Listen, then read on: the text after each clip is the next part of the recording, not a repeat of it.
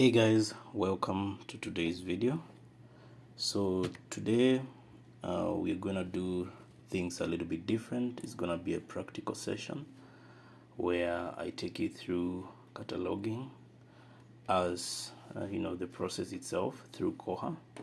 So as I mentioned on my previous videos, you have to have either a demo cataloging Koha, or you have one in your institution. So you're gonna log in as usual, and then you're taken to the staff interface, and then go to cataloging.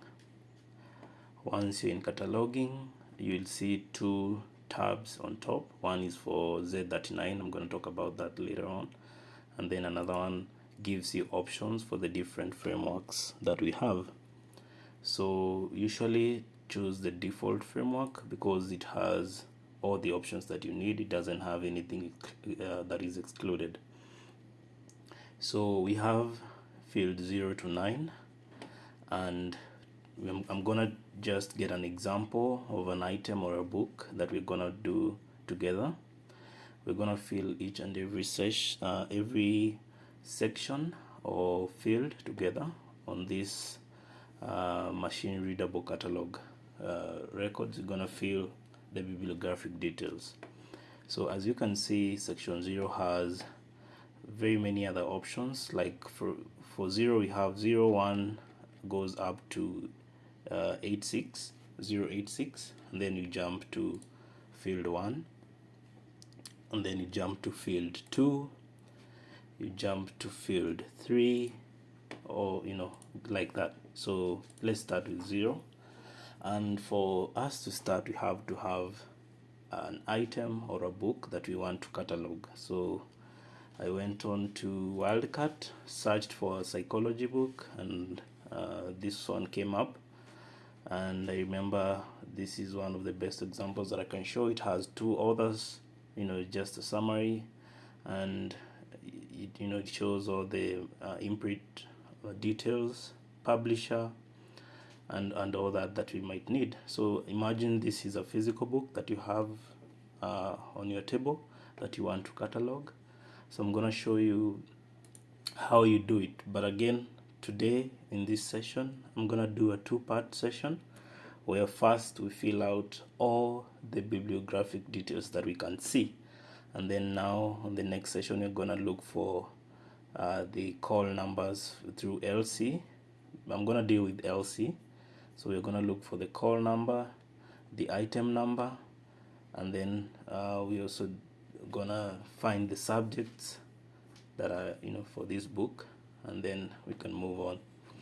So first of all, you see all these fields, some have the required part. So if you just click inside, it shows when you click inside, it's default. By default, there's some numbers that you don't have to worry about that populate.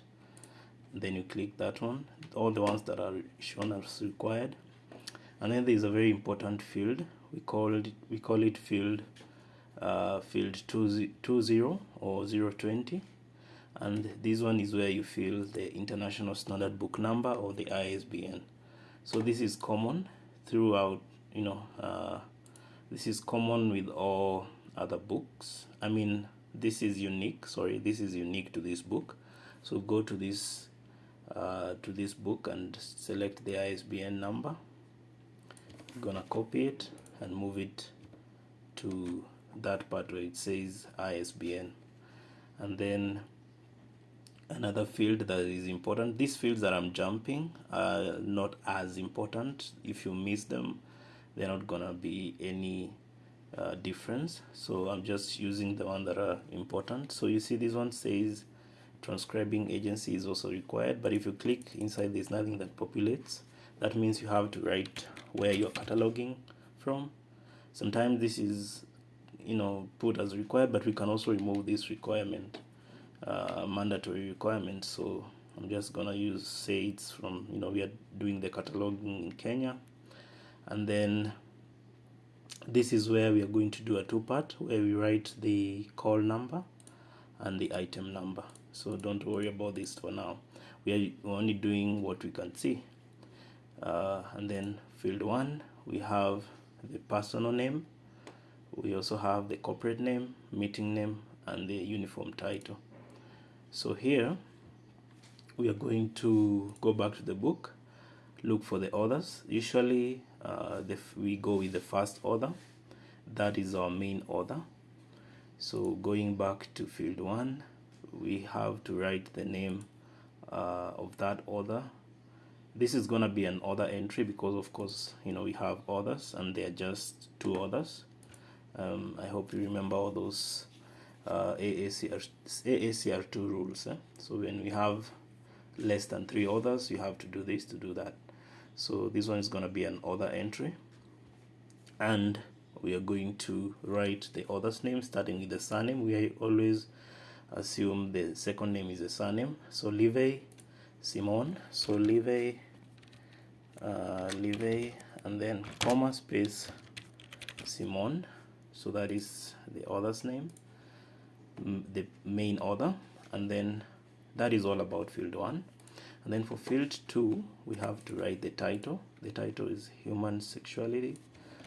So you type or you paste. Like in my case, it's easy because I'm just copying and pasting. But if you have the book physically, you have to type.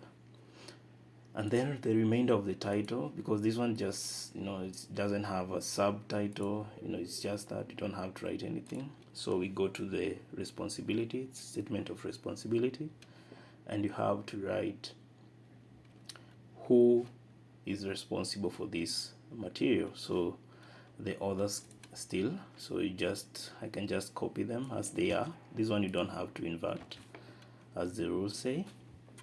And then because there are 2, remember we have to apply the English rules, which is you have to, if the book doesn't include and, you can add it. It's allowed, but you have to enclose in square brackets.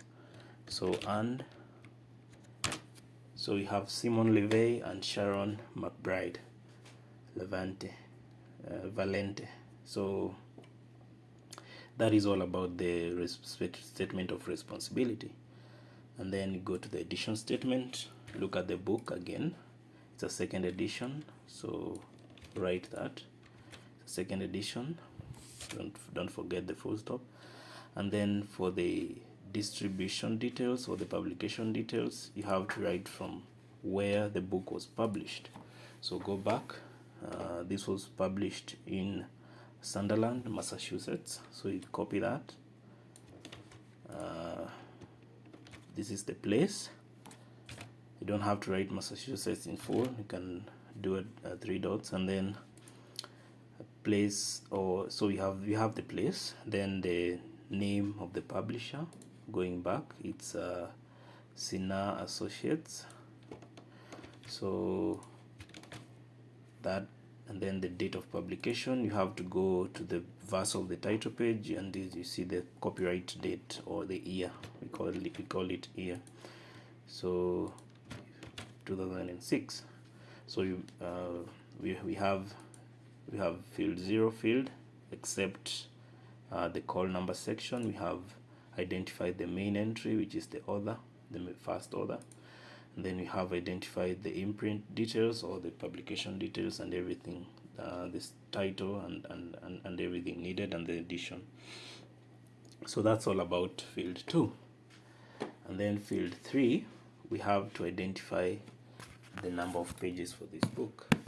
So if I go back to my virtual book, I have the Roman numbers, the Roman numbers as the first few pages, and then the actual pages, 651, and then the additional pages where we have the index, the preface, and the index back at the back of the book. There are 66 pages.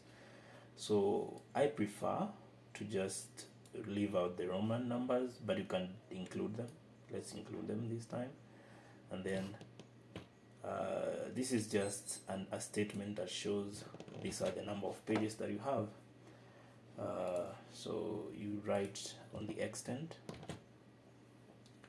I have 651 pages and 66 extra pages, but you can decide to leave this as just with a P, so it looks better. Remember, in cataloging we have so many in-house rules.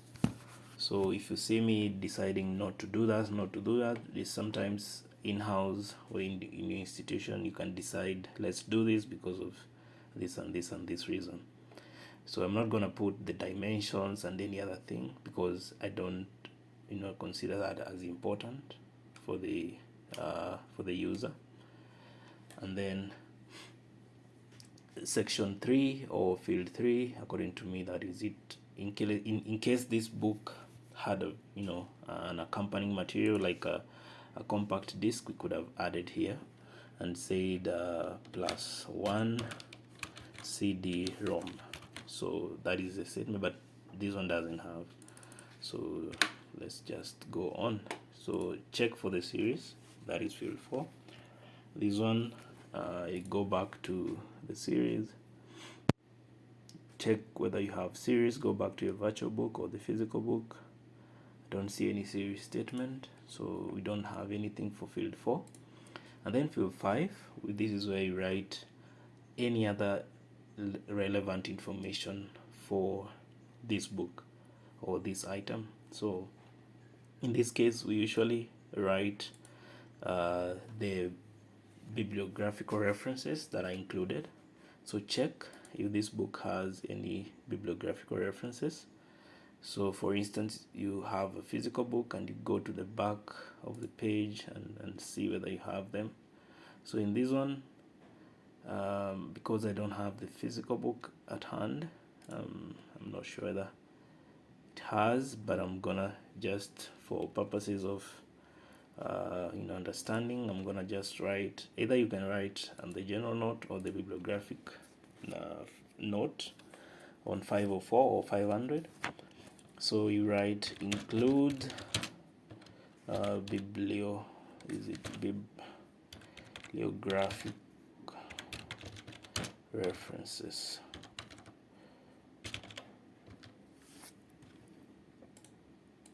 So yeah, includes bibliographical. That is just a statement that shows this book has been referred to other sources.